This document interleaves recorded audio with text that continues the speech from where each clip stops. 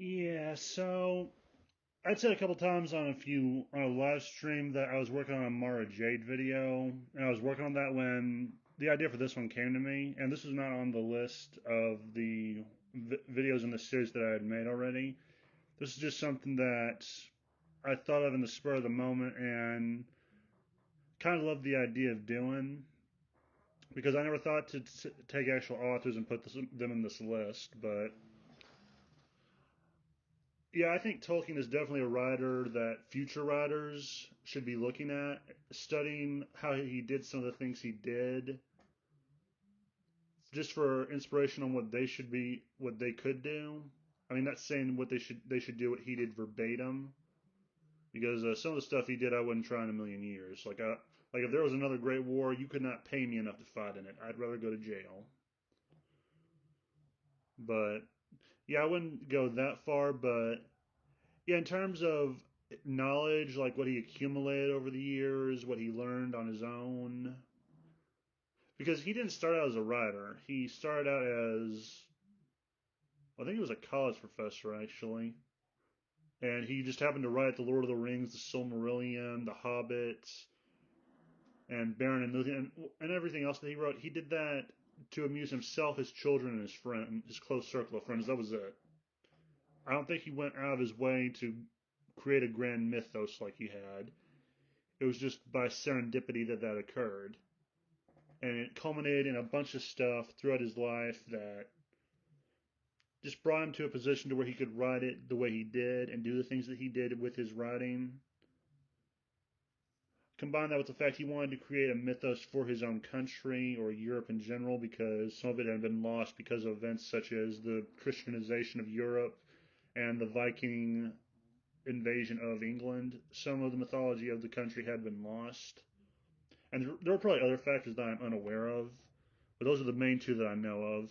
It also wouldn't surprise me if the Romans had something to do with that mythology being lost because, well, they were assholes. Like, Romans were assholes. I will not deny that without, like, I can accept that without much debate. But these are just some things that I think Tolkien did, and there's also some things that I think writers should again be looking at and taking some ideas of where they should be going to do research and where to begin the backbone and the blueprint for their mythological world or fantasy world if they wanted to go that route. I mean, you could also say this for science fiction, but yeah, that's it. So with that out of the way, I will now move on to this the like. There's only one slide for this. It's going to be short. I'm hoping this will be shorter than most of my videos have been so far, but no, that's not up to me. That's kind of just up to how it goes down. But this is like one or two slides. This and the second one, or maybe more. I have no idea. I might go back and add on to it later. But yeah, with that out of the way, I will move on to the video. So yeah, I just hope you learned something from this. That's the main point of these videos. I hope you learned something. Tolkien had, well, an interesting life. He was born in Africa, brought to England. His mother converted to Catholicism. I remember the first time I heard this story, she was disowned because of that by her family. And then she died, and I think him and his brothers were raised by a priest or something. I don't really know a whole lot about Tolkien personally. I really wish I did because it's a bit like Lovecraft and Robert E. Howard. The writers of some of the best stuff in fiction usually have lives that are as interesting as the stuff they wrote. So yeah, and he was very interested in linguistics. That'll come up later. And he knew a lot about mythology and Christianity. Either that or he did extensive research after the fact, but after he began working on his novels, is my best guess. But yeah, he took inspirations from a lot of places, and I will now get into that stuff. One important aspect that I've seen whenever was looking into stuff, or whenever I would hear about Lord of the Rings or how he made it, was he incorporated mythology and religion, Christianity and paganism, into his stories, which I liked. I found that kind of interesting.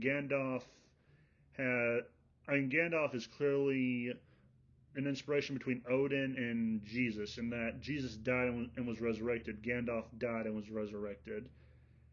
And when and he's also like Odin in that when Odin in Norse mythology, Odin would actually travel. He would often disguise himself as an old man, and whenever you look at depictions of what he looked like in disguise, some of them supposedly resemble what Gandalf is depicted as.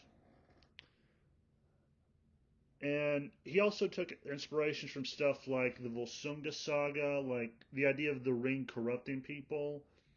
That technically does come from the Volsunga saga. There's actually a story of a king who had a ring that brought him fabulous wealth.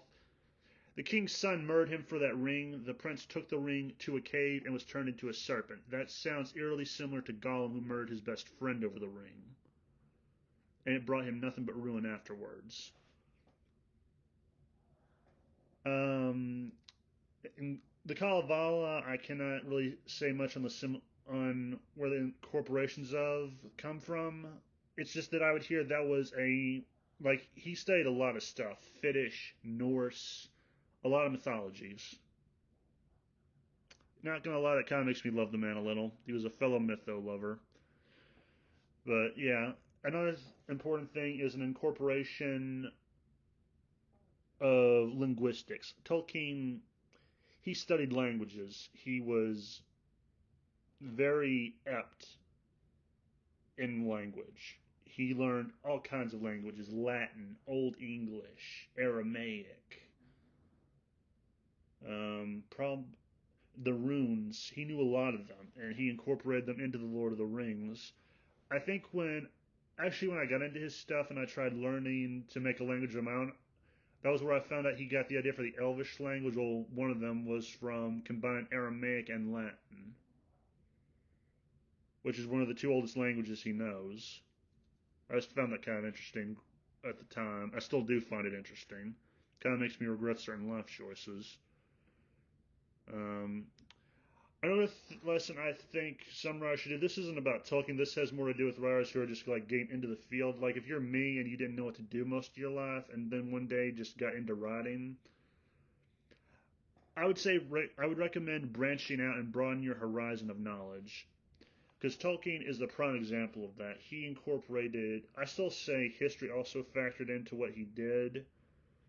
So there's that, languages, mythology, folklore, all of this can be used in anything you're running, whether it be science fiction or fantasy or whatever kind of genre you're into. Just broaden your knowledge so you have more to work with and more to take inspiration from when you're creating your own ideas. Another thing is do extensive research. Like whenever I try to write fantasy, I always go back to mythology. Always. I don't take the names from regions. Sometimes I try making them up. Sometimes I take them from actual mythology or folklore. That may be a contradiction, but oh well. Oh well. The point is, just like do lots of research into the stuff you want to do, and well, yeah, also just research a varying topics that you want to take inspiration from. If it's history, find out which part of history you want to take inspiration from. A good example would be not Lord of the Rings, but if it's history that you want to take inspiration from, take certain events for inspiration. Like the best example I would give is the Game of Thrones. That was actually inspired by the War of the Roses in England, which was a war that was as convoluted and confusing as Game of Thrones is. I'm not gonna lie, I can barely remember much of what happened in that war. All I know is, in the end of the day, I think the Yorks ended up winning that war, or they came out on top eventually, or the Tudors did, or something. Or if you want to take inspiration from mythology, research the mythology extensively and make sure you get it down to detail what you want to do, so you know, in case you want to avoid just copy and pasting stuff. If you want to take inspiration from folklore, again, research stuff very down to the last detail. And the last thing that I think Tolkien brought to Lord of the Rings that I think helped it in a way was life experience. Now, this is, like I've said many times, I'm not the biggest Lord of the Rings fan. I've only read a couple pages. Most of my knowledge comes from stuff I've read online about him or from documentaries. But one thing that I remember hearing about him was he lived through World War One.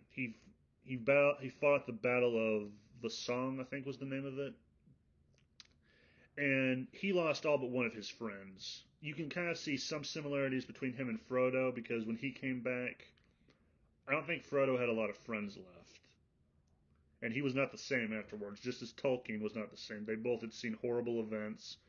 They both probably had PTSD as a result, and it probably scarred them for life. There was also this passage that was in the books. Apparently, I actually looked it up years ago to see if it was accurate. And it kind of came up. It talked about all the faces had these myriad of expressions, sad faces, mad faces, or all mad, all rotting, or something. I don't remember all the words, but this was a quote that supposedly was in the books that when I looked up came up again. And yeah, it sounds like someone who fought in the trenches would have seen a lot. They would have seen a lot of dead bodies, and they would have seen a lot of expressions. And Tolkien again lost all but one of his friends, so he must have seen a lot of dead men. So he probably incorporated some of that into the book. I think that was from a marsh that Frodo was traveling through, or one of the heroes was traveling through. So you can incorporate life, and you can put some of your ideals into it. Like one thing about the Shire and the Hobbits was it was Tolkien glorifying the idea of a simple life. Now I don't like the idea of glorifying anything, especially if it's stupid. But hey, to each their own. To Tolkien, he thought the idea of a simple life was an ideal life. I kind of agree. I mean, things can't always be idealistic and simple, but it's preferable. And one last thing that I think you should take away from Tolkien is allegories are overrated. Like I mentioned this in a previous video, I don't think in this series, but in another one, it was talking about how someone asked Tolkien back in the day if Sauron was an allegory for Hitler or one of the SS or Nazis. He said flat out, no, Sauron is Sauron, Hitler is Hitler. And he also said, this isn't a direct quote, it's kind of it's either a paraphrase or it could be a direct quote by accident, but he said, I despise allegories in all its forms. Which is something that I think a lot of people today could do with, is saying is not everything has to be an allegory for something. Like Freud said, sometimes a cigar is just a cigar. And yeah, I think Tolkien was right on the money with that, and I don't think he was in the wrong for thinking that way. Because sometimes I look at stuff in movies or read about the stuff in movies, and it feels like they're just beating you over the head with allegories. Like in The Last Jedi, you had the Canto Bight scene. That felt like an allegory for anti-capitalism and a bunch of other shit. But yeah, no, I think the world could use less allegories. Sometimes a cigar is just a cigar. There's no hidden meaning. There's no hidden message. Sometimes something is just as it appears. It doesn't have any meaning. Sometimes a lady, through no fault of her own, gets kidnapped and has to be rescued by one of her friends. That's not a message of sexism or that women should let men handle the problems. That's just saying sometimes people get into trouble. Sometimes a person just gets into trouble and someone else has to help bail them out. There's no hidden message or nothing. And yeah, I think we need more of that. I think we just need simple stories that don't have much hidden meaning or allegories. So yeah, allegories are overrated. That's like the last lesson I want from this is, yeah, allegories are not essential. They are not necessary. Sometimes people don't want allegories. Sometimes they just want an awesome story, which I think Tolkien delivered from what little I know of his work. I mean, the Silmarillion, I think, is actually the one I have the most interest in reading, and he never even published that. It was his son who did it after he died. He just took the notes he left behind and continued on from there. And yeah, it sounds very epic. It sounds like a cross between, like how I would describe Lord of the Rings, a cross between the Bible and the Kalevala and the Volsunga saga and mythology in general. It sounds like an epic story to read, which I hope to do at some point. And I have no idea where I was going with that. I kind of veered off topic, but yeah, these are just some thoughts I had about Tolkien and something I wanted to do before I got to the Mara Jade video. If I've got anything wrong about Tolkien on this, and you're a Tolkien fan, please let me know. I love hearing more about him. I love hearing new information about this guy because, like I've said before, sometimes an author, their life can be just as interesting, if not more, than the stuff they wrote. And if there's some stuff, and if there's some stuff that maybe I got wrong or that I've said was in the stories that wasn't, again, let me know. I'm I enjoy conversation with people. I like hearing from fans of a particular series, even if I don't get the appeal all the way. Hell, sometimes I'll just go to people who are fans of that stuff and ask them for an opinion, just their opinion on something. Like, who's worse, Melkor or Sauron? And according to the consensus of Twitter and the few people who responded and the response I got on YouTube and another YouTuber's channel, Melkor. Melkor all the way, which was surprising because, well, yeah, no, he's kind of an evil SOB. I'm not gonna lie from what I saw of him or heard of him. So yeah, if you're a Tolkien fan, let me know your thoughts in the comments. Um, like Mad Mike, I like to read those. Um, if you're just a Tolkien fan in general and you have other things about him that you think I should read, man, let me know. I like to collect books that I like to read in the future. That I'll like to read in the future. And yeah, if you're just a fan of the lore, yeah, hit me up. Let me know where I've screwed up on this, or if I've not screwed up. Well, actually, no, just let me know if I've screwed up. That's the main thing, so I can improve. And yeah, with that, I think I'll end the video. Have a nice day, and yeah, no, just have a nice day. Have a nice life. And for once, I'm not going to end it the usual way because I don't want to be a cynical. Because a Tolkien video deserves less cynicism. So yeah, just have a nice day. Enjoy life. Hug your loved ones. Enjoy the time you have with them. And bye bye.